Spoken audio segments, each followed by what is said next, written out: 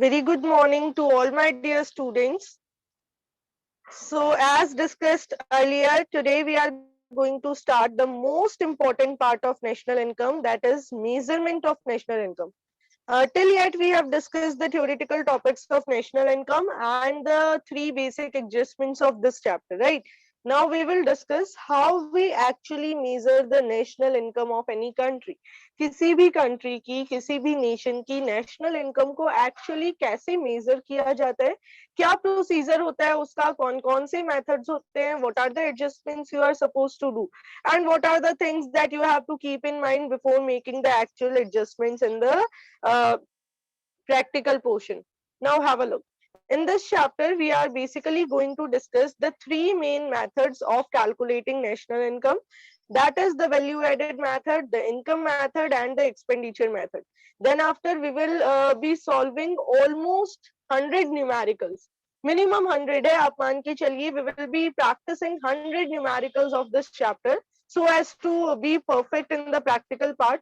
And then we will discuss about few basic things, that how different items are treated while calculating national income and domestic income. Then we will discuss the national income at current price and constant price, and at last nominal and real GDP and GDP and welfare. These are the theoretical topics. Have a look. These are the theoretical topics. इसमें ये वाला practical आएगा थोड़ा सा, nominal and real GDP, और इससे पहले का जो है वो थ्योरी प्लस प्रैक्टिकल मिक्स है. चलिए, I hope all of you are ready with your pen and registers, क्योंकि हमें यहाँ पे क्वेश्चन सॉल्व करने होंगे. सबसे पहले देखिए, इंट्रोडक्शन में ये आपको क्या बताना चाह रहे हैं. ये कह रहे हैं national income is considered as most comprehensive measure of performance of an economy. However, its measurement is extremely complicated task. किसी भी इकोनॉमी ने किस तरीके से परफॉर्म किया है, उसकी परफॉर्मेंस को मेजर करने के लिए जो आप टूल यूज करते हो, वो टूल है नेशनल इनकम. हमारी कंट्री की ग्रोथ कितनी हुई है, उसकी ग्रोथ को मेजर करने का जो टूल है, वो टूल नेशनल इनकम ही है. ठीक है, but measuring national income is not a simple task. आप बहुत इजीली मेजर नहीं कर पाते हैं. इसको मेजर करने के लिए आपको बहुत सारी चीजों को ध्यान में रखना होता है. आगे देखिए, when the process circular flow of income हमने पढ़ा था ना, the cycle of generation of income, अभी आपने टेस्ट में भी उसकी डेफिनेशन लिखी थी. बस उसी फ्लो के जो 3 phases है, वही 3 different methods है for calculating national income. Have a look. When the process of production take place, then the factor incomes are paid to factors of production for their factor services. It means there is income flow corresponding to output flow. क्या बताना चाह रहे हैं आपको, circular flow of income के first point की बात कर रहे हैं कि जब प्रोडक्शन प्रोसेस होता है, उस प्रोडक्शन प्रोसेस के अगेंस्ट लोगों की इनकम जनरेट होके वो इनकम डिस्ट्रीब्यूट होती है. It means whenever output is produced, economy में इनकम भी डिस्ट्रीब्यूट होती है, राइट? और फिर क्या किया जाता है, इसी इनकम को गुड्स एंड सर्विसेज के एक्सपेंडिचर के लिए यूज कर लिया जाता है. This is nothing new. This we already discussed this part we in the chapter number first of national income. We have discussed the meaning of circular flow of income, and along with this we have also discussed the 3 phases of this part, right? The 3 phases, that is the output phase, the income phase, and the expenditure phase, are the 3 different methods of calculating national income. Have a look, everyone. Production gives rise to income. Income results in expenditure, which in turn generates income again. Similarly, national income can be calculated by 3 different methods.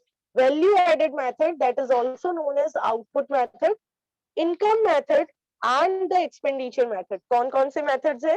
Value added method, income method, and expenditure method. खास बात ये है कि इन तीनों ही method से जब आप calculation करेंगे, you will be getting the same answer. हमारा नेशनल इनकम जो आएगा वो तीनों ही मेथड से सेम आएगी. ये आपको अपने माइंड में क्लियर रखना है कि the value added method, the income method, and the expenditure method gives us the same answer. It means national income तो एक ही बार बन रही है, अलग अलग मेथड से कैलकुलेट कर लीजिए, इनकम तो वही है. तो हम जब, जैसे कि आपने 11th क्लास स्टैटिस्टिक्स में मीन का कैलकुलेशन किया था, मीन हमने कैलकुलेट किया था शॉर्टकट मेथड से भी, डायरेक्ट मेथड से भी, and from step deviation method also. तीनों मेथड से जब आप मीन कैलकुलेट कर रहे थे आपके पास सेम आंसर आ रहा था। सेम यहाँ पे है, तीन अलग अलग मेथड से when we will be calculating national income we will be getting exactly same answer, कुछ भी डिफरेंस नहीं आएगा। अब before starting the practical part आपको ये पता होना चाहिए कि ये जो तीनों मेथड्स हैं इनका इंडिया में जो टास्क है, इन तीनों मेथड से नेशनल इनकम एस्टिमेशन का वो है सेंट्रल स्टैटिस्टिकल ऑर्गेनाइजेशन का। CSO is the organization who is responsible for calculating the national income of a nation। और अब तो क्वार्टरली बेसिस पे भी कैलकुलेशन की जाती है। वैसे हम जो पढ़ेंगे वो वन अकाउंटिंग ईयर का होता है, बट क्वार्टरली बेसिस पे भी हम देखते हैं कि हमारी पूरी इकोनॉमी में कितना प्रोडक्शन, कितना इनकम जनरेशन और कितना एक्सपेंडिचर हुआ है। और ये मैक्रो लेवल का एक्सपेंडिचर है तो ये कभी भी 100% एक्यूरेट नहीं आता, अप्रोक्स आता है। इंडियन इकोनॉमी की जो जीडीपी है वो 100% एक्यूरेट हो ये कंपल्शन नहीं है, ये सिर्फ एस्टिमेटेड वैल्यू है। क्यों? क्योंकि बहुत सारे लोग बहुत सारे ट्रांजैक्शंस ऐसे करते हैं जिनका कोई रिकॉर्ड नहीं होता। तो आप ये मान के चलिए कि मैक्रो लेवल का एग्रीगेट है, हम सिर्फ एक वे समझ रहे हैं, हम 100% एक्यूरेट कैलकुलेशंस पे नहीं आ पाएंगे। Right, now have a look. National income के लिए कौन सा एग्रीगेट यूज होता है? Who will tell me? Raise your hands. National income word अगर मैं आपके सामने बोलती हूँ तो उसका क्या मीनिंग है?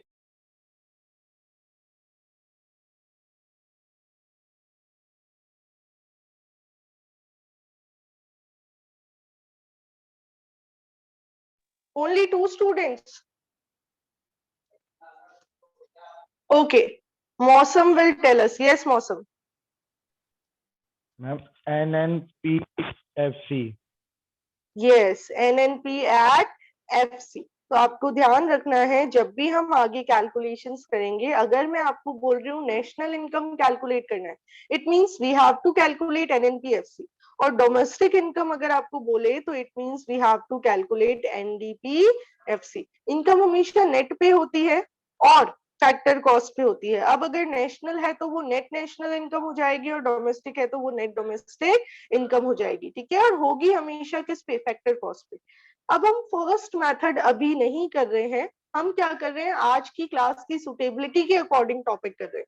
क्योंकि कल आपके पास एक ब्रेक है तो आई वांट कि जो टॉपिक आज हो वो आज एटलीस्ट ऐसा हो जाए कि आप उस पर न्यूमेरिकल्स कर पाए। Number one value added method को एक बार के लिए स्किप करके हम नंबर टू मेथड डिस्कस कर रहे हैं, दैट इज इनकम मेथड। आपस में यहाँ कोई रिलेशन नहीं है, आपको 1% भी प्रॉब्लम नहीं आएगी क्योंकि वैल्यू एडेड मेथड थोड़ा सा वाइड है, इनकम मेथड छोटा सा मेथड है। देखिए, income method, the first thing you have to keep in mind is कि जब भी आप इनकम मेथड के साथ कैलकुलेशंस करेंगे आपके पास जो आंसर आएगा वो डोमेस्टिक इनकम आएगा।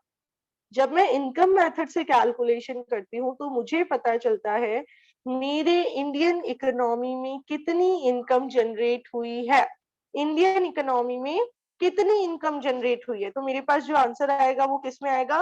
NDP-FC। मैं इनकम मेथड की जो कैलकुलेशंस करने वाली हूँ वो मुझे आंसर देगा net domestic product at factor cost पे, और फिर मैं उसको कन्वर्ट करूंगी नेशनल इनकम में। कन्वर्जन उसका नेशनल इनकम में कर दिया जाएगा। ये कन्वर्जन आपको बहुत अच्छे से आता है, चैप्टर 3 में आपने यही सीखा है। कुछ नहीं करना, नेट और नेट कॉमन है, डोमेस्टिक से नेशनल पे आना है, NFI ऐड हो जाएगा, बाकी सब कॉमन पड़ा है। ठीक है, नाउ हैव अ लुक। क्या कह रहे हैं ये आपको? Income method measures national income from the perspective of factor income. जितने भी लोगों ने फैक्टर इनकम रिसीव की है उसके लिए यहाँ पे हम देखते हैं। Under this method, income received by all the residents of a country for their productive services during a year are added up to obtain national income। सुनिएगा ध्यान से, हमारी कंट्री के सारे रेजिडेंट्स ने जितनी इनकम जनरेट की, पर अभी मैंने आपको बोला है कि ये आंसर देगा NDP पे, तो हमारे पास आंसर NDP पे ही आएगा। जब हम उसमें NFIA का एडजस्टमेंट कर देंगे तो हमें पता चल जाएगा नेशनल इनकम पे आने के लिए कि हमारी इकोनॉमी के रेजिडेंट्स ने एक्चुअली कितनी इनकम प्रोड्यूस की है। ओके, आगे देखिए। According to this method, सबसे simple method है ये. According to this method, all the income that accrue to factors of production by the way of factors of production चार ही होते हैं, land, labor, capital and entrepreneur. तो labour का veg, entrepreneur का profit, land का rent और capital का interest, इन सब के फॉर्म में जो इनकम लोगों को मिली, हमें सिर्फ इसको ऐड ऑन करना है. जैसे ही हम इसको ऐड कर देंगे हमारे पास क्या आ जाएगी, डोमेस्टिक इनकम आ जाएगी, उसमें एनएफआई एडजस्ट करते नेशनल इनकम आ जाएगी. चलिए अब नोट करना शुरू कीजिए. आपको लिखना है calculation of national income, you have to note it down from income method. फिर यहां लिखिए एनडीपीएफसी, यानी इनकम मेथड हमें आंसर देगा एनडीपीएफसी में, इज इक्वल्स टू सीओई. इसकी फुल फॉर्म और इसके बारे में मैं आपको अभी लिखवा दूंगी, प्लस ओएस प्लस एमआई. इन सबकी फुल फॉर्म्स हम अभी डिस्कस करेंगे.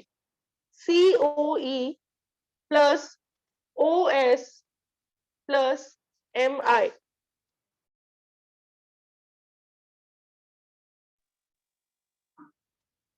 बस इतना सा ही फॉर्मूला है. फॉर्मूले में और कुछ भी नहीं है, फॉर्मूला यही है, main formula. Now COE here stands for compensation of employees. क्या है COE की full form? Compensation of employees. Employees ने काम किया तो उनको काम करने के बदले में क्या पेमेंट दिया गया, उसे हम कहते हैं कंपेंसेशन ऑफ एम्प्लॉइज. ओएस का मतलब है ऑपरेटिंग सरप्लस, यानी एम्प्लॉय बनने के अलावा आपने अगर अपनी असेट या अपना पैसा या अपना टैलेंट किसी भी बिजनेस में लगाया है, किसी इकोनॉमिक एंटरप्राइज में लगाया है, तो उससे आपको कितनी इनकम हो रही है. किसी भी काम को ऑपरेट करने में अगर आप कोई कंट्रीब्यूशन दे रहे हो तो उससे आपको जो इनकम हो रही है that will be a part of operating surplus. MI का मतलब है मिक्स्ड इनकम. क्या होता है अभी बात करेंगे. अब देखिए सबसे पहले इसको याद करने के तरीके समझिए. चार फैक्टर्स होते हैं. लेबर को मिलता है वेजेस, लेबर के बाद बचे हुए तीन फैक्टर्स क्या मिलता है उनको, इसको आपको याद करना है. लैंड को रेंट, कैपिटल को इंटरेस्ट और एंटरप्रीनियर को प्रॉफिट. ये वाला जो सेकंड पोर्शन है, ये पूरा पोर्शन ऑपरेटिंग सरप्लस के अंदर आ जाएगा. ये आपके ऑपरेटिंग सरप्लस के तीन पार्ट्स रहेंगे.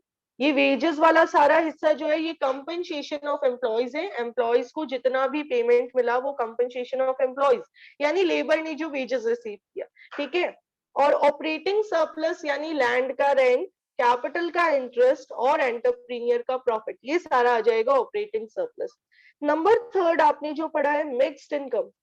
मिक्स्ड इनकम का मीनिंग होता है, अभी ये लिखना नहीं है, लिखना वो उतना ही था जितना बताया था, आगे की नोटिंग में आपको अभी करवा दूंगी. मिक्स्ड इनकम क्या है. काफी बार क्या होता है, आपके घर के पास में अगर कोई ब्यूटी पार्लर है, चलिए आपके घर के पास वाली आंटी सपोज एक ब्यूटी पार्लर ऑपरेट करती है, और अगर आप मेल हैं तो आप समझ लीजिए कि आपके घर के पास में एक सलून है. ठीक है. अब क्या वो सलून वाले के लैंड अलग से ली हुई है, वो लेबर अलग से हायर करता है, या फिर मेल में हो सकता है, अगर बहुत बड़ा सलून है तो हो सकता है, लेकिन अगर छोटे से लेवल पे वो काम कर रहा है, या आपके घर के पास एक ग्रोसरी शॉप है छोटी सी, तो उसमें ना तो लैंड अलग से उसने ऑब्टेन की होगी, अपने घर पे ही छोटी सी शॉप बना ली होगी, लेबर वो खुद ही काम कर रहा होगा, कैपिटल उसने खुद ही इन्वेस्ट की होगी, और एंटरप्रीनियर भी वो खुद ही होगा.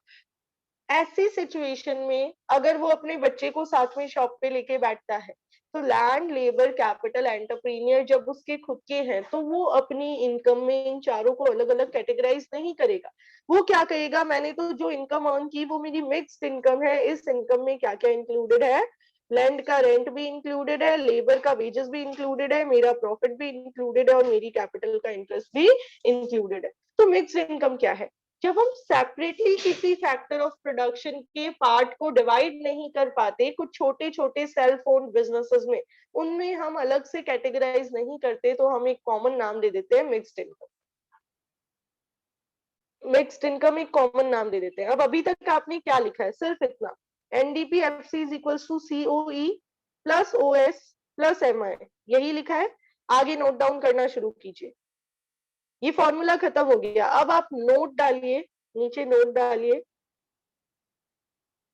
और नंबर 1 लिख दीजिए compensation of employees, compensation of employees.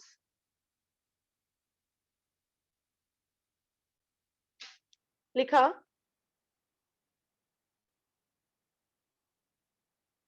इसके आगे आप इज इक्वल टू करिए और 3 लाइनों में 3 अलग अलग चीजें लिखेंगे। मिक्सअप मत करना, कचरा हो जाएगा, समझ में नहीं आएगा। प्रॉपर लाइंस यूटिलाइज करनी है। आपने फर्स्ट लाइन में लिख दिया कंपनसेशन ऑफ एम्प्लॉइज, उसके आगे नहीं, उसकी नेक्स्ट लाइन में नीचे लिख दीजिए इज इक्वल टू, और यहाँ पे फर्स्ट लिखे wages and salaries in cash, wages and salaries in cash।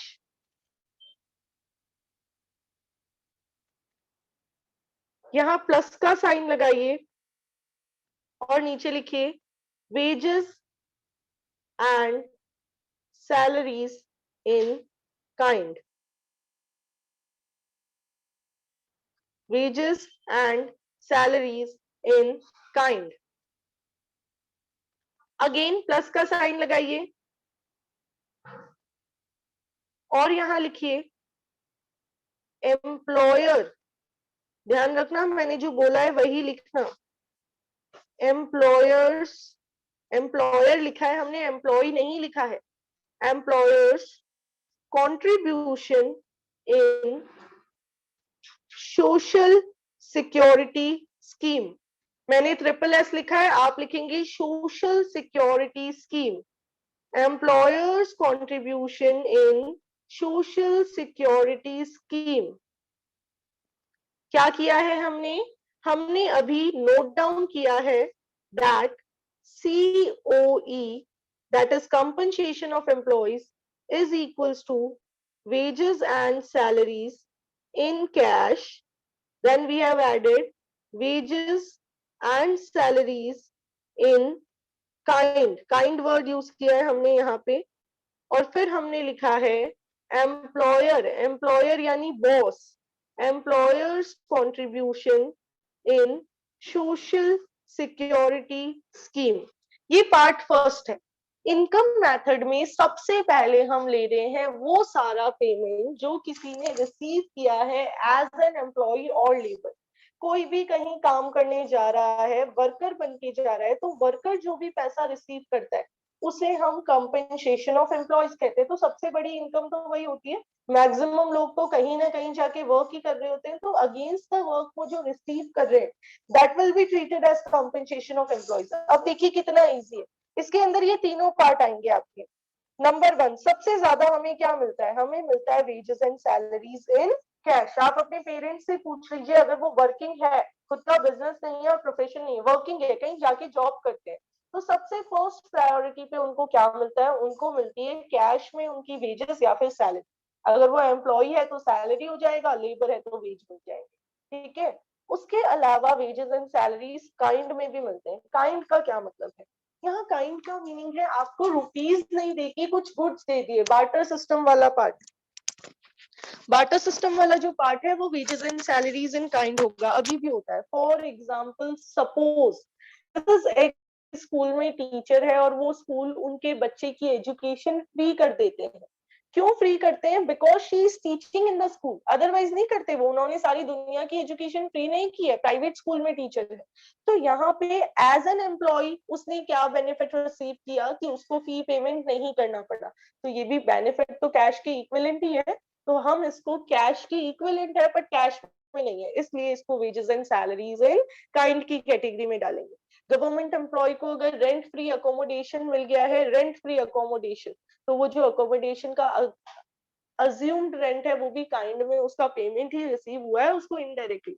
Anyone any doubt up to this part? दो चीजें हमने ऐड कर ली है। थर्ड देखिए, आपने काफी बार सुना होगा लोगों की सैलरी में से कुछ पोर्शन जो है वो डिडक्ट हो जाता है। Salary in hands actual salary से कम हो सकती है। पीएफ का अमाउंट डिडक्ट होता होगा या फिर कुछ सेविंग्स जो कौन करता है? बॉस करता है वर्कर के लिए। उसको जैसे मैं आपको एक्सप्लेन करती हूँ प्रोविडेंट फंड का कंसेप्ट। Have a look. पहले ये नोट कर लिया हो तो मैं इरेज कर दूं इसको। बस कंपनसेशन ऑफ एम्प्लॉइज का यही फॉर्मूला है। wages and salaries in cash plus wages and salaries in kind plus employers contribution in social security scheme. Note का फर्स्ट पॉइंट आपने कंप्लीट कर लिया। नोट जो हमने बनाया उस नोट का फर्स्ट पॉइंट अभी आपने कंप्लीट कर लिया है। Yes Piyush, you can unmute and speak. Ma'am ये बुक में कौन से पेज नंबर पे है? मैं अभी आपके सामने ओपन कर देती हूँ। मैम जो और एनसीईआरटी है ना उसमें। बेटा एनसीईआरटी में तो मैं आपको देख के बता पाऊंगी, अभी नहीं बता पाऊंगी, क्लास के बाद में बता पाऊंगी, क्योंकि मेरे सामने बुक ओपन नहीं है और एनसीईआरटी की भी मेरे पास सॉफ्ट कॉपी है।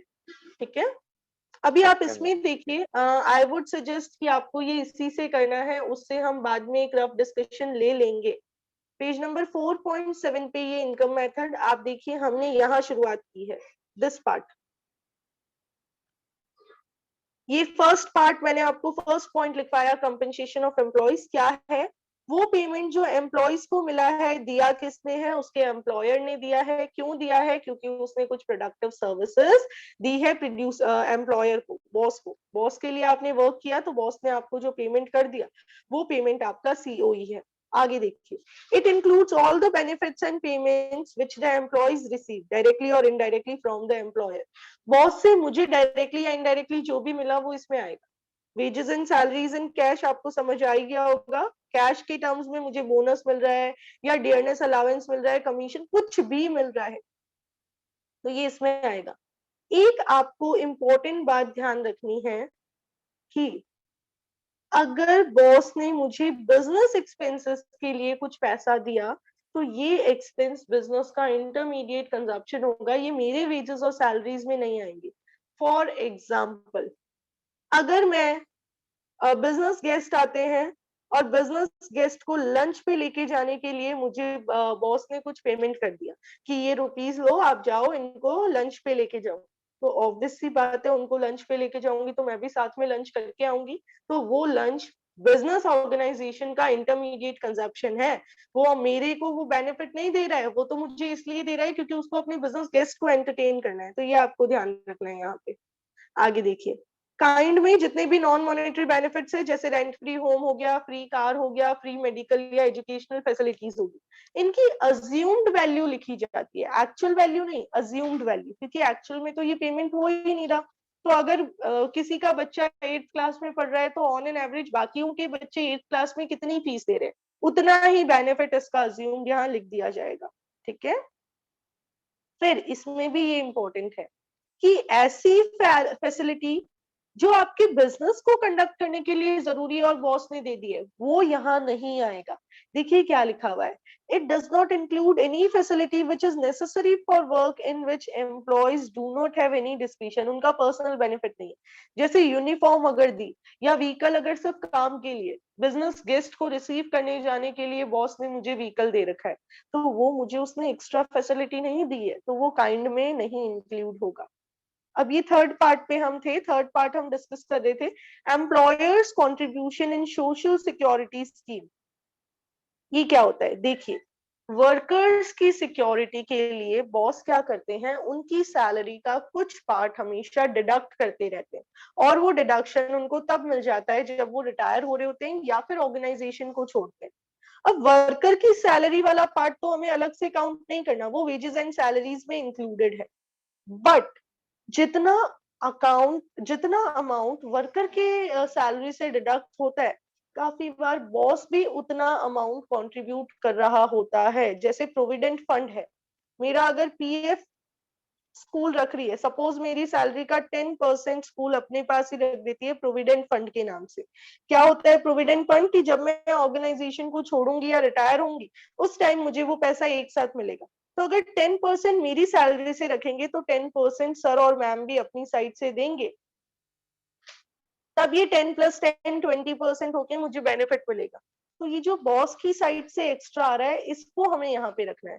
एम्प्लॉय वाला तो, ये वाला तो ऑलरेडी मेरी वेजेस और सैलरी का पार्ट है, जो बॉस दे रहा है, जो एम्प्लॉयर दे रहा है, वो यहाँ पे रखेंगे। So have a look, it includes the contributions made by employer for the social security of employees, for example contribution to provident fund, gratuity, labour welfare fund etcetera. इन कॉन्ट्रीब्यूशंस का एक ही M होता है, वर्कर्स की safety का ध्यान रखना। But you have to again keep it in your mind कि कंट्रीब्यूशन सिर्फ बॉस वाला आएगा, बॉस के अलावा कोई थर्ड पार्टी अगर कंट्रीब्यूट कर रही है वो यहाँ पे नहीं आएगा। सिर्फ हमारे बॉस ने जो हमारे लिए दिया उसको हमें इंक्लूड करना है। ये फर्स्ट पार्ट हमने कंप्लीट कर लिया। अब सेकंड बुक में अलग वे से दिया हुआ है, मैं आपको सेकंड नोट करवा रही हूँ, आप लिखिए नंबर 1 के बाद नंबर 2 डालिए और आप लिख लीजिए ऑपरेटिंग सरप्लस। इसके आगे इज इक्वल्स टू लगा के, आपकी नोटबुक में चल रहा होगा, इज इक्वल टू लगा के आप लिखिए कौन कौन से 3 फैक्टर बच गए। लेबर का वेजेस हमने दे दिया, तो अब बचा लैंड का रेंट, तो रेंट, कैपिटल का इंटरेस्ट, तो रेंट के नीचे प्लस करके आप लिख दीजिए इंटरेस्ट, और एंटरप्रीनियर का प्रॉफिट, तो नीचे आप लिख दीजिए प्लस करके प्रॉफिट। रेंट के साथ एक और आपको एडिशन करना है, rent and royalty. Rent and royalty क्या होता है अभी एक्सप्लेन करूं, पहले तो फॉर्मूला लर्न करते हैं। सीओई हमने लर्न कर लिया, 3 कंपोनेंट्स आएंगे, wages and salaries in cash, wages and salaries in kind, and employers contribution in social security scheme. Operating surplus में 3 आएंगे, कौन कौन से, ये 3 आपको रट्टाफिकेशन नहीं करना है, आपको तो ये याद रखना है कि 4 फैक्टर्स होते हैं। लेबर का वेजेस हमने ऑलरेडी ले लिया, तो बचा कौन, लैंड का रेंट, कैपिटल का इंटरेस्ट और एंटरप्रीनियर का प्रॉफिट। तो रेंट में हमें एक चीज ऐड कर देनी है, रॉयल्टी। अब देखिए ये तीनों को मिक्स करते हैं तो ऑपरेटिंग सरप्लस बनता है।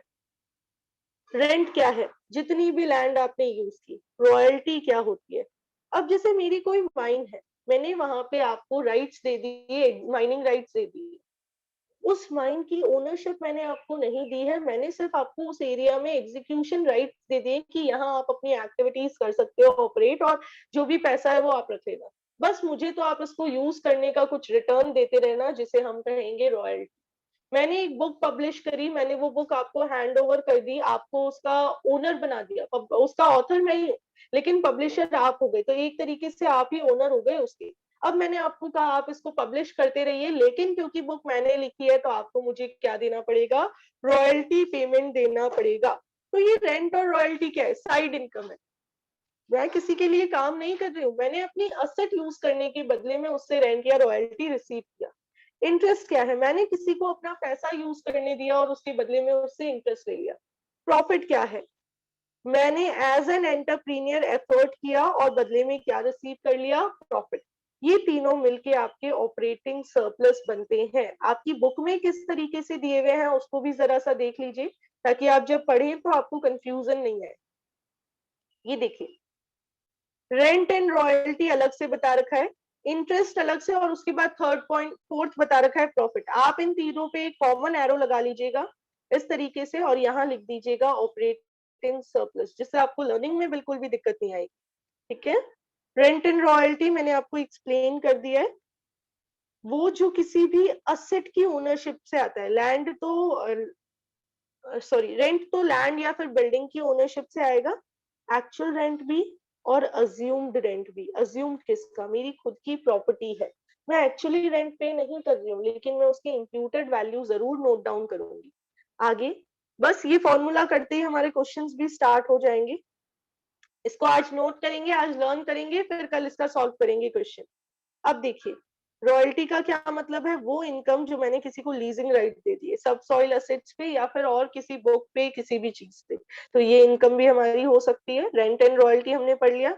इंटरेस्ट आप खुद भी रीडिंग कर सकते हो आई गेस, वो अमाउंट जो मैंने किसी प्रोडक्टिव यूनिट्स को फंड्स दिए उसके बदले में रिसीव की। ये प्रोडक्टिव यूनिट मेरी खुद की भी हो सकती है, मैंने अपने बिजनेस में भी, कॉमर्स वाले बच्चों को अच्छे से पता है, आर्ट्स वाले बच्चों को मैं बता देती हूँ, अगर कोई बिजनेसमैन अपनी खुद की बिजनेस में भी कैपिटल इन्वेस्ट करता है तो बिजनेस के रूल है कि उसको उस कैपिटल के बदले में इंटरेस्ट ऑन कैपिटल रिसीव होगा। इंटरेस्ट मिलेगा कुछ ना कुछ, क्योंकि उतना पैसा वो लोन के फॉर्म में ऑब्टेन करता तो इंटरेस्ट तो पे कर रहा होता। तो वैसे ही अगर वो अपनी खुद की कैपिटल बिजनेस में यूज करता है तो वो बदले में अपना इंटरेस्ट विड्रॉ करता है। Yes Devanshi, you can unmute and speak. Ma'am ये रॉयल्टी की डेफिनेशन के बाद जो एग्जांपल दिया है वो एक्सप्लेन करना। अभी एक्सप्लेन करते हैं। देखिए Owners of mineral deposits like coal, iron ore, natural gas, etc. can earn income by giving rising rights of mining to the contractor. मेरे पास कोल माइन है, ठीक है, अब मैं माइनिंग एक्टिविटी नहीं कर सकती, मुझे लगता है कि मुझे नहीं, बट मेरे पास वो मेरी एंसेस्ट्रल प्रॉपर्टी है, मेरी पेरेंटल प्रॉपर्टी है, वो प्रॉपर्टी मेरी बहुत अच्छी प्रॉपर्टी है। ऐसे में मैं क्या कर सकती हूँ, मैं किसी कॉन्ट्रैक्टर को कह सकती हूँ कि आप इस कोल माइन को यूज करके माइनिंग एक्टिविटी कीजिए, जितना भी कोल निकलता है वो सारा आपका, अर्निंग सारी आपकी, मुझे तो आप एक फिक्स अमाउंट हर मंथ रॉयल्टी के फॉर्म में दे दिया कीजिएगा।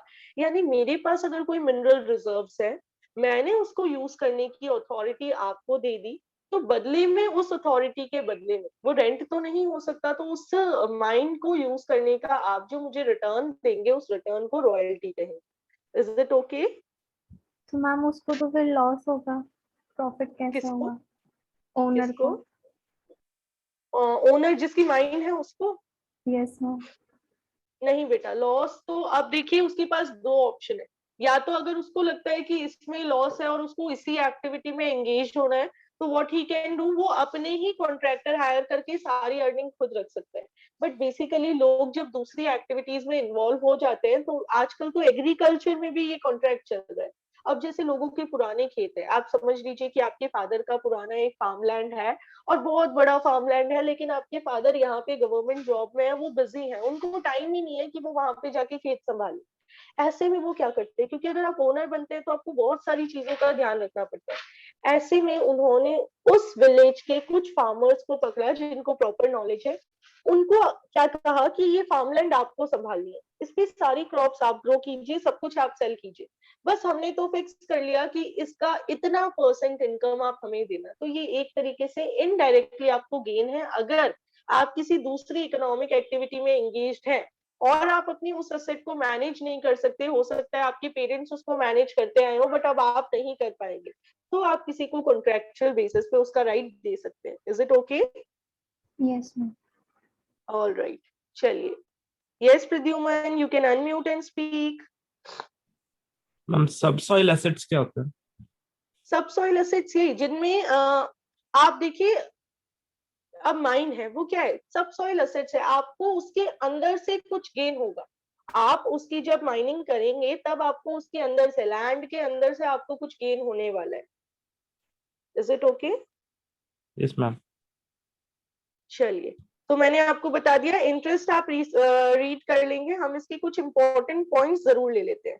देखिए, सबसे पहले ये तो आपको पता है, lending funds to a production unit, उसके बदले में जो मिला। अब ये इंपॉर्टेंट, काफी बार अगर मैंने बैंक से लोन लिया तो हो सकता है मैं एक्चुअली इंटरेस्ट पे कर रही हूँ, और अगर मैंने बैंक से लोन नहीं लिया, मैंने अपने घर से कैपिटल इन्वेस्ट की, तो सिर्फ अकाउंट्स में लिखने के लिए मैं शो करूंगी इंटरेस्ट ऑन कैपिटल, यानी बिजनेस ओनर ने इतना पैसा लगाया तो वो खुद का इतना इंटरेस्ट दे रहा है, लेकिन ये सिर्फ अज्यूम्ड इंटरेस्ट होगा, एक्चुअली पे नहीं हो रहा होगा। एक्चुअल में ऐसा थोड़ी होगा कि पापा ने घर से पैसे लगाए हैं तो वो हर मंथ उसका इंटरेस्ट लेते रहेंगे, डेफिनेटली नो, बट वो अकाउंट्स में जरूर शो करेंगे। तो यही सेम चीज यहाँ पे लिखी हुई है कि अगर एक्चुअली आप बैंक लोन पे इंटरेस्ट दे रहे हो तो वो एक्चुअल इंटरेस्ट, लेकिन अगर आपका खुद का पैसा है तो आप क्या लिखोगे, इम्प्यूटेड इंटरेस्ट भी लिखोगे। इम्प्यूटेड वैल्यू का मतलब होता है अज्यूम्ड वैल्यू, कि 10 लाख रुपीज मैंने घर से लगाए, अगर इतना मैं बाहर से लोन लेती तो मुझे 10% इंटरेस्ट देना पड़ता, तो मैंने on an assumption 10% interest on capital के नाम से एक्सपेंस शो कर दिया।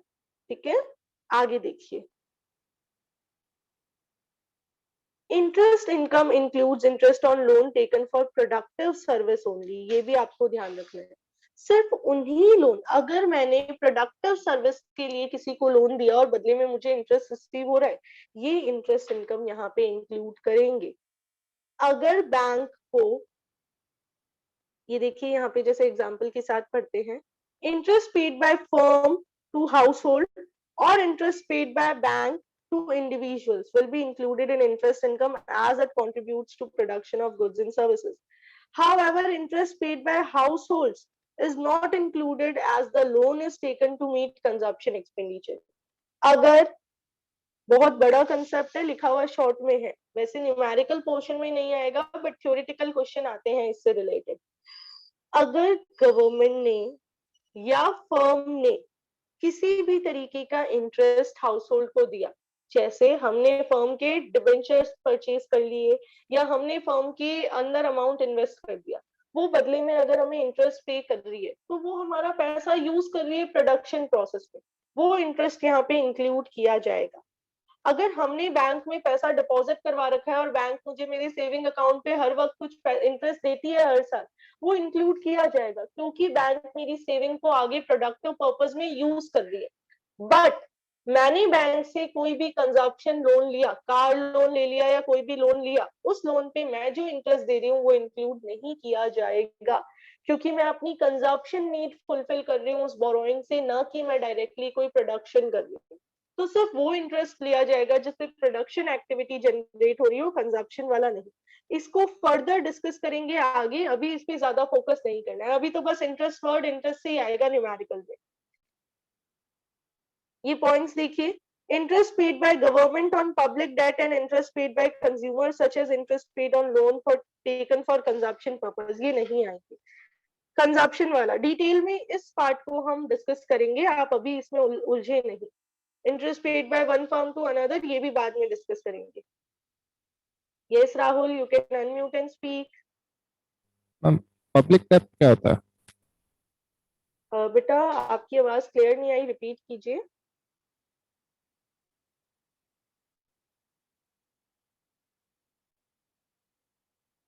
Yes Rahul, repeat your question.